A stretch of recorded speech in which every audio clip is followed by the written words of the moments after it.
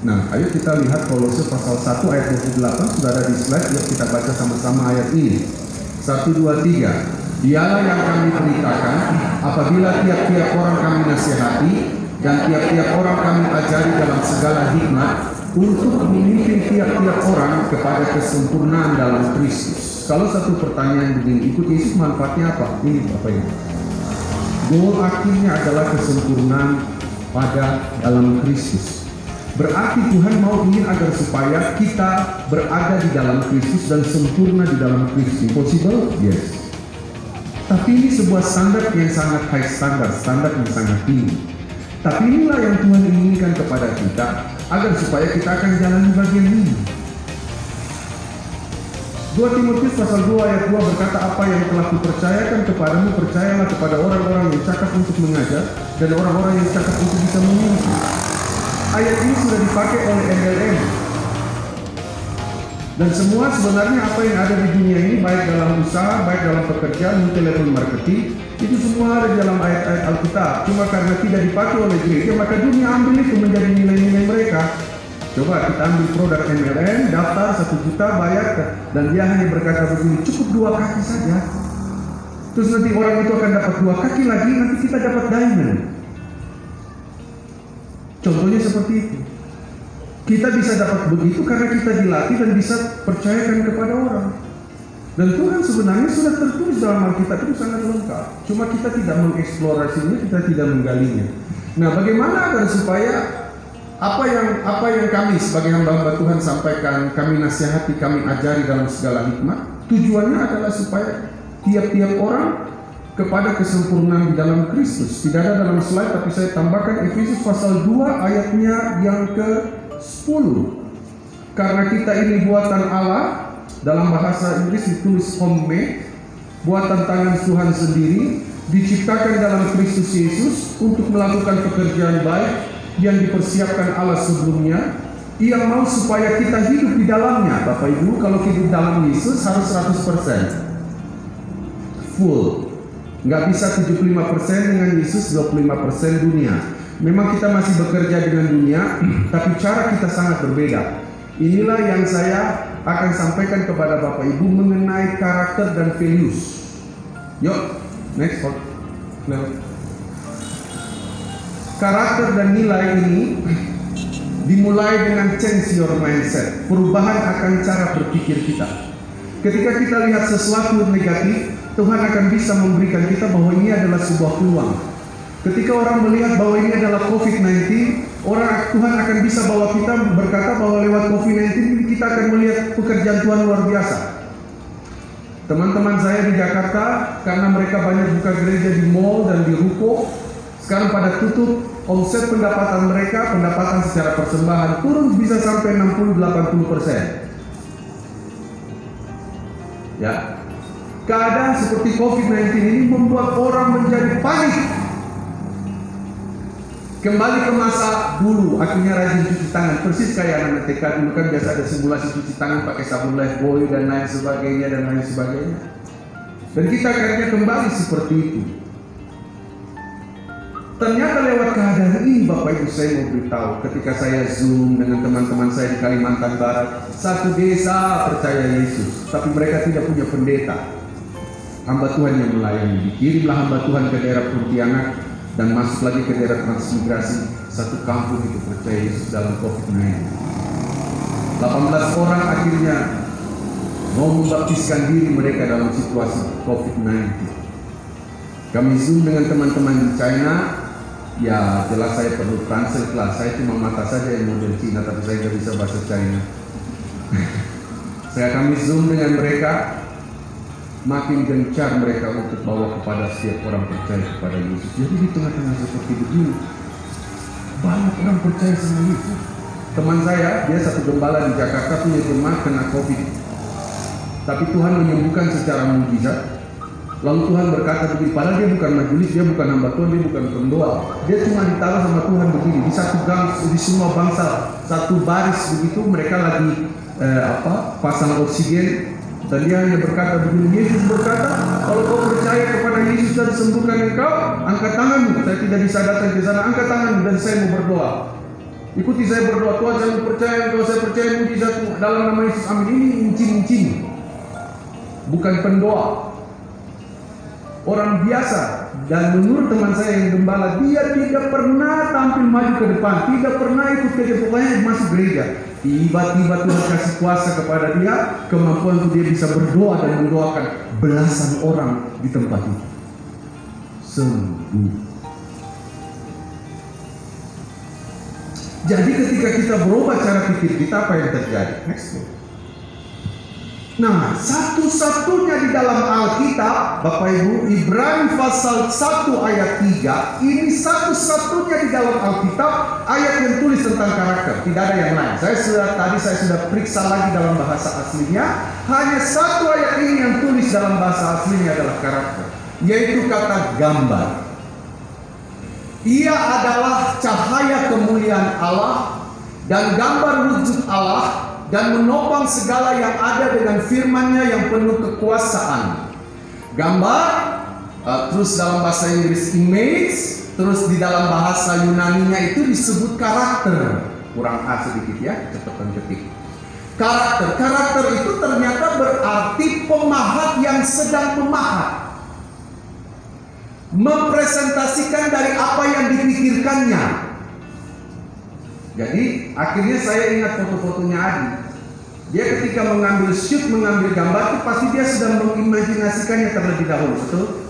Dia udah pikirkan posisi apa, gaya apa, bagaimana latar belakang cahayanya, di bagian mana supaya kelihatan apa yang menjadi fokusnya dan lain sebagainya. Waktu saya kembali baca ayat ini mengenai gambar wujud Allah, kita itu seperti pemahat yang sedang memahat, artinya Tuhan sedang memahat kita. Saya jadi teringat di dalam kitab Yeremia, Tuhan bawa Yeremia kepada seorang yang tukang bikin keramik, disebut dengan pelarikan. Jadi dia melihat bagaimana orang itu membuat keramik atau kendi. Dia berkata begini, kalau Tuhan yang punya itu, dia melihat bahwa keramik itu tidak bagus, kendi yang dia buat dengan tangan lihat itu tidak bagus, maka dia akan meruntuhkannya lagi dan membuatnya menjadi baru lagi. Nah, kita semua ini Bapak Ibu ada di tangan Sang Pencipta. Ada lagu yang berkata, buatlah jalanmu dalam saya, Tuhan penjunan ku tangan dia. Biar kau kerjakan seturut maumu, ku tunduk diam di kakimu. Sehingga kalau kita ini ada di tangan si pemahat ini, maka kita akan mempresentasikan akan gambar Allah di dalam kehidupan kita. Begitu. Ini satu-satunya dalam Alkitab di 66 kitab kita yang menuliskan tentang karakter. Dan saya akan bahas mengenai karakter dan nilai. Ya, Cleo? Selama ini kita ada dalam posisi ini. Oh, saya tidak cantik, saya tampang pas-pasan, saya terpintar, saya tidak baik, saya punya talenta cukup-cukup saja, dan lain sebagainya. Dalam Amsal, konsepnya dalam Amsal berkata begini, sebab seperti orang yang membuat perhitungan dalam dirinya sendiri, demikianlah ia. Amsal pasal 23 ayat 7. Gimana kalau kita, saya biasa-biasa saja, saya begini saja, padahal dia sedang diciptakan oleh Tuhan. Kenapa dia bisa begitu? Karena yang dia pikirkan itulah yang terjadi. Ya, saya berharap di Bapak Ibu saudara-saudara di Pilamo Ministry ini, ketika mengikuti persekutuan ini, harus menerus mengalami sebuah pertumbuhan di dalam Kristus. Nah, next level. Key of success. Ternyata skill, keahlian itu 15%. Sekolah 10% pengetahuan. Habit atau kebiasaan itu 25%. Tapi mengenai mental atau attitude atau nilai-nilai dalam kehidupan kita itu ternyata 50%. Dan saya ingin katakan, kalau mau cari orang yang menjadi karyawan atau orang yang mau pelayanan, bukan skill yang menjadi utama, tapi karakter. Karena karakter itu tidak bisa didapatkan di bangku kuliah. Karakter itu adalah pengalaman perjalanan kehidupan dia. Kok dapat orang yang pintar tapi kemudian dia pencuri? Percuma. Dia juga akan pintar untuk bisa beralasan. Saya bisa searching, mungkin saya salah, tapi ada seorang muda, dia sedang mengambil S3 di Manchester di Inggris, hukum. Tapi dia pedofil. Tahu cerita itu kan? Orang Indonesia, Kristen, dari dia punya marga. Tapi kenapa sarjana hukum, bukan, strata 3, mau ambil master hukumnya dia sangat pintar, dapat beasiswa, tapi kemudian dia pedofil. Dan sekarang di penjara, bukan di lembaga pemasyarakatan Wamena. Dia di penjara di satu penjara yang khusus buat orang-orang yang penjahat kelas kakap atau yang besar. Masalahnya bukan di pengetahuan, bukan di kehebatan, tapi di karakternya. Makanya saya dapatkan dari teman saya, dia adalah seorang yang Tuhan pakai sekarang di Jakarta, sekalipun dalam masa pandemi dia sedang membantu Sriwijaya. Dia masih sedang membantu BCA. Ini yang saya sedang mau sampaikan ke bapak-bapak dan ibu sekalian. Mari buat sebuah nilai di dalam diri kita. Nilai itu value, bukan nilai 6, 8, bukan, tapi value di dalam diri kita. Sehingga ketika kita mempunyai value, kita akan memiliki sebuah karakter. Dan saya akan tunjukkan tahap-tahapnya. Kenapa itu sangat penting? Contoh, Anda ajarkan kepada anak Anda begini, ini value. Nah, kalau perlu sesuatu, minta. Jangan ambil uang di atas kulkas sembarangan. Kalau meminta sesuatu, berdoalah sama Tuhan. Itu yang kami ajarkan sama anak kami. Seperti itu. Karena hati-hati kadang-kala ketika anak kita minta uang, minta 5.000 kah, langsung kita kadang-kala respon otomatis kita berkata apa? Tidak ada. Entahkah mungkin betul-betul tidak ada atau tipu-tipu tidak ada. Itu sangat berbahaya. Nanti betul-betul tidak ada, baru susah. Begitu, itu nilai. Nilainya lagi seperti ini. Kalau anakmu laki-laki, kau harus berkata kepada dia, engkau adalah firman Allah. Kau hidup dalam kekudusan Tuhan. Ngomong tatap matanya dia. Sembari kecil. Sehingga dia dapat pengakuan. Kalau dia tidak, nanti dia bisa rada-rada. Dan itu berbahaya. Nanti laki-laki ada feminin. Karena dia tidak menemukan identitasnya. Kalau dia anak perempuan, sekalipun masih kecil, kita bisa berkata kepada dia, kau anak yang luar biasa, kau anak yang penuh hikmah, kau anak yang cerdas, kau jaga hidupmu, kau jaga keperawananmu, nanti di oleh Tuhan bersiapkan. Bukan tunggu besar dan lama, tapi sedari kecil didik anak takut Tuhan. Saya mau beritahu, jangan berharap Anda akan menaruhkan anakmu di sekolah minggu dan guru sekolah minggu akan didik. Harusnya pendidikan yang paling terbesar bukan di sekolah, tapi di rumah kita. Dulu, sebelum saya ikut yang namanya seperti Adi ini, Kepria Sejatika, Mantutrika, orang alergi, tapi saya mau beritahu,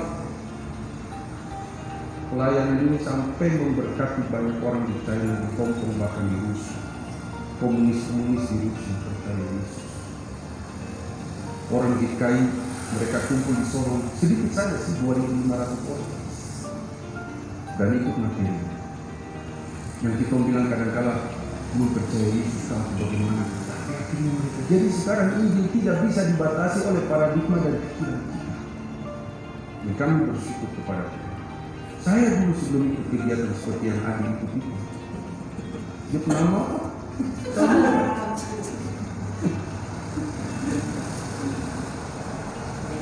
Saya bisa khotbah, belum selesai khotbah, tidak usah tunggu persembahan bawa berkat, sudah ada orang yang menjemput untuk tunggu dan saya khotbah lagi ke tempat lain.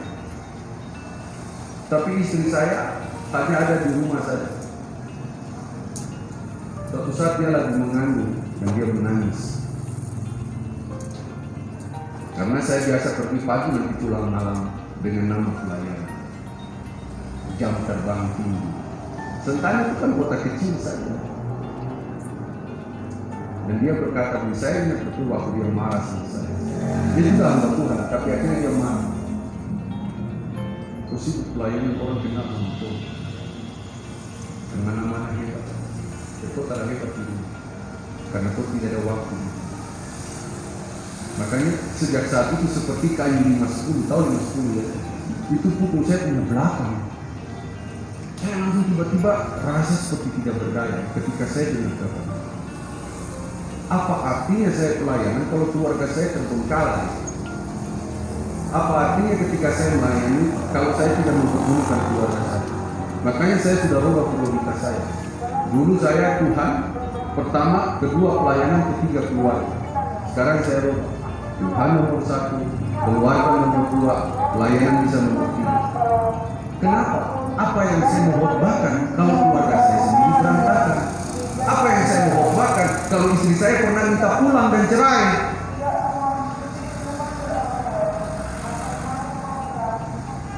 Apa yang saya mau khotbahkan kalau istri tiba-tiba malam dia bawa pisau dapur ke saya dan dia bilang, kalau kau sudah saya bunuh saja. Anda bisa bayangkan, tidak lucu. Pendeta masuk di koran cepot karena bunuh dengan pisau dapur.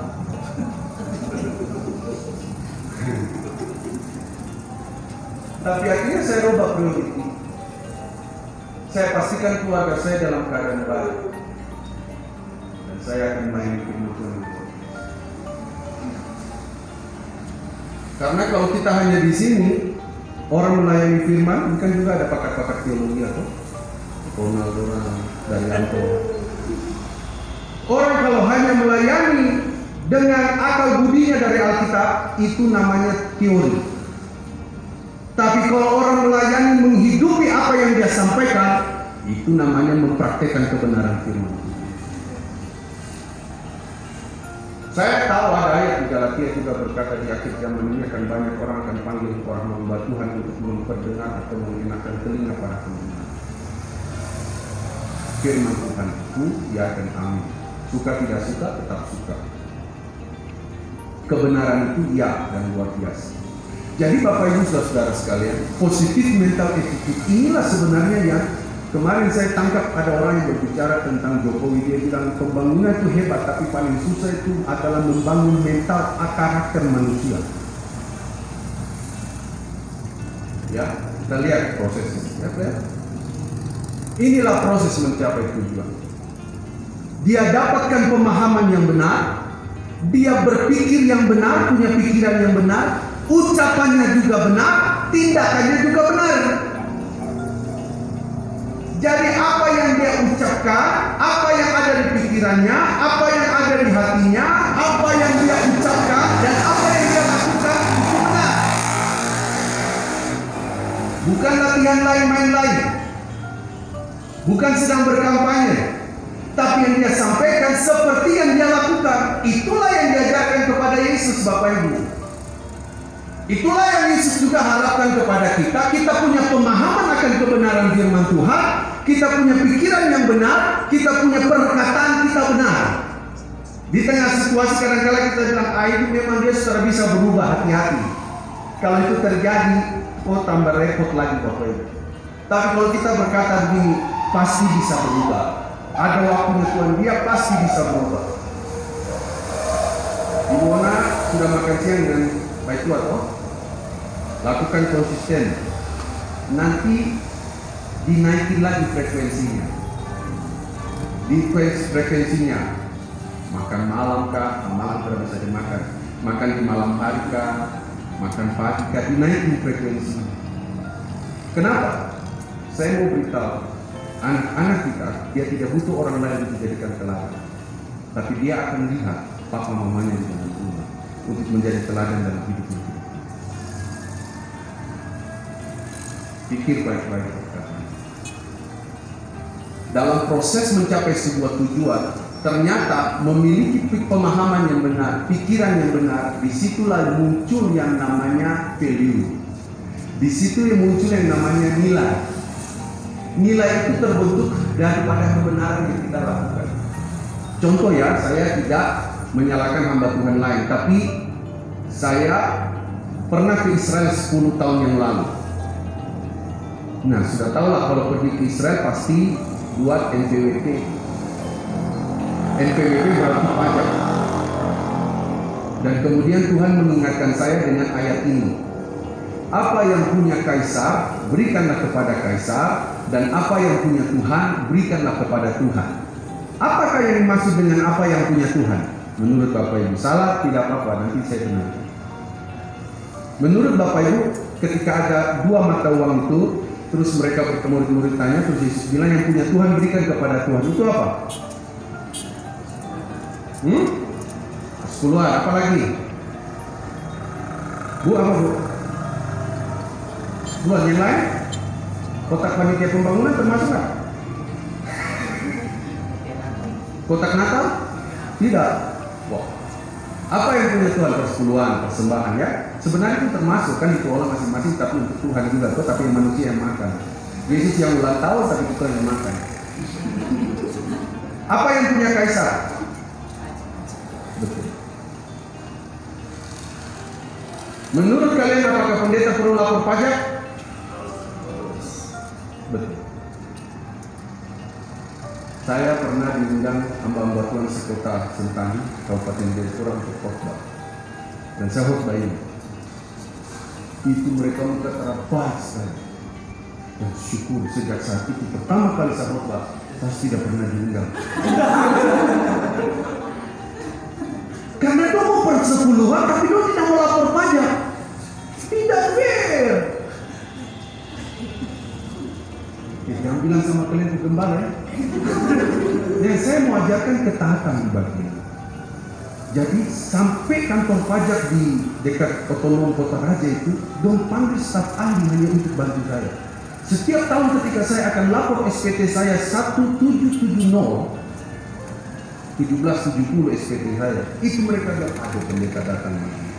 Karena orang bingung saya mau dikategorikan sebagai apa. Saya tidak punya gaji tetap. Baru hitung bagaimana sudah Bapak pukul rata saja sudah mau berapa? Tidak bisa. Ini dia catatan. Saya cuma ikut orang paling teliti. Uang keluar masuk dia juga mencatat. Termasuk bunga di bank dia akan tulis di situ. Setelah potong pajak dan KUHP. Jangan pernah bermimpi untuk dapatkan yang besar kalau Anda tidak pernah setia untuk yang kecil. Inilah. Ucapan yang benar akan menghasilkan tindakan yang benar. Supaya apa? Apa yang kita pikir, apa yang kita ucapkan, kita lakukan. Maka orang akan memuliakan Tuhan. Tadi saya bahas di kanan. Yesus dicaci maki, dia stabil. Yesus difitnah, dia stabil. Dia tidak mengatakan ini namanya pencemaran. Dia sabar saja. Dia tidak sampai bilang saya tadi. Sampai kau tunggu tidak ada. Yesus ketika lihat Petrus di ruang pengadilan, Yesus cuma lihat tatap Petrus sudah menangis. Yesus diludah, dia terbalas dengan ludah pinang. Itu cara Yesus. Kalau Anda mau belajar sama Yesus, Anda harus punya kehidupan Yesus. Makanya itu yang nilai yang saya tanamkan dalam kehidupan. Kalau Alkitab berkata, kau lihat orang benar, sampai anak cucunya tidak pernah meminta-minta. Artinya dia hidupnya selalu dekat. Ya, Bapak Ibu sekalian. Lanjut. Kita lihat Bapak Ibu satu contoh mengenai bagaimana dia mengalami sebuah proses dan dia mempunyai pola. Saya cerita tentang Yusuf. Dalam kitab Kejadian itu ada 50 pasal. Tokoh di dalam kitab Kejadian itu adalah Adam, Nuh, Abraham, Ishak, Yakub, dan juga Esau ada di situ dan Yusuf. Tapi cerita ini, Yusuf adalah di dalam kitab Kejadian itu dia mempunyai cerita yang lebih panjang daripada Abraham. Ada 14 pasal. Dari pasal 36 sampai dengan pasal yang ke-50. Saya sebut dengan S karena bagi saya dia sedang mengikuti kuliah yang namanya kuliah kehidupan. Strata 1, strata 2, strata 3. Strata 1 yang bernama adalah perigi. Makanya dia mendapat gelar 3P. Perigi itu adalah sumur. Dia dibuang oleh 11 saudaranya yang lain. Mereka bersepakat karena mereka iri hati dengan ucup ini. Strata yang kedua adalah Potifar. Siapa nama istri daripada Potifar? Ada yang tahu? Ada yang tahu? Ada. Makanya baca kita. Tahu istri Potifar namanya? Ibu Potifar.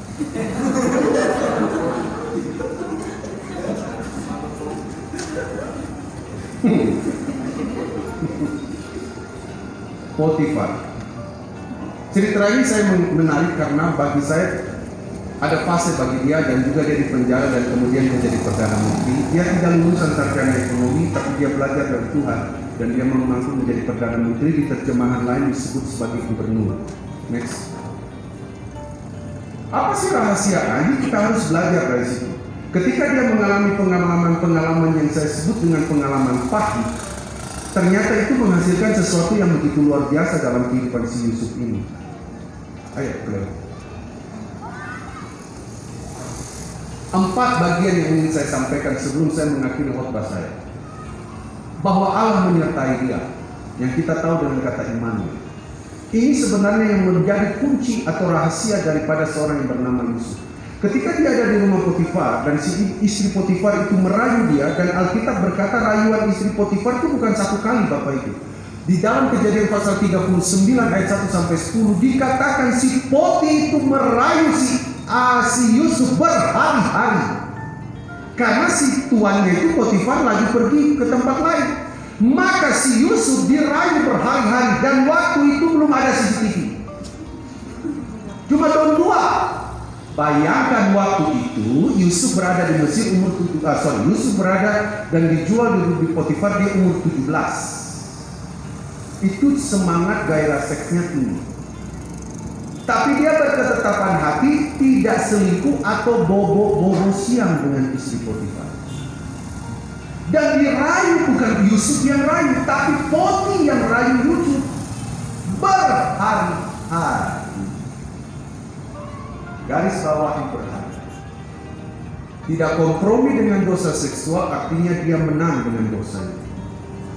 Makanya saya berharap Bapak Ibu kalau berdoa, doakan para hamba Tuhan. Iblis itu kalau dia hamba Tuhan ada buka celah selingkuh, jemaat akan kepahitan bubar. Banyak yang jatuh. Makanya kita sudah menikah, jaga hidup baik supaya tidak melirik ke kanan maupun ke kiri. Dosa dia tidak kompromi dengan dosa seksual. Pengalaman buruknya membuat dia semakin berakal budi dan bijaksana. Ada peristiwa di penjara, dia ahli mimpi. Dia menerjemahkan mimpi juru minum roti dan juru minum raja. Juru makan, juru roti dan juru minum raja.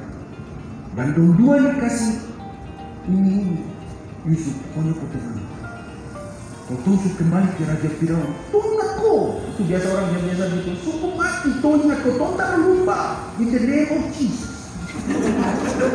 Pakai nama Yesus lagi. Sama orang kadang-kadang pinjam uang. Kau sungguh mati minggu depan saya kasih kembali plus bunga. Mau dakwah saya kasih kembali.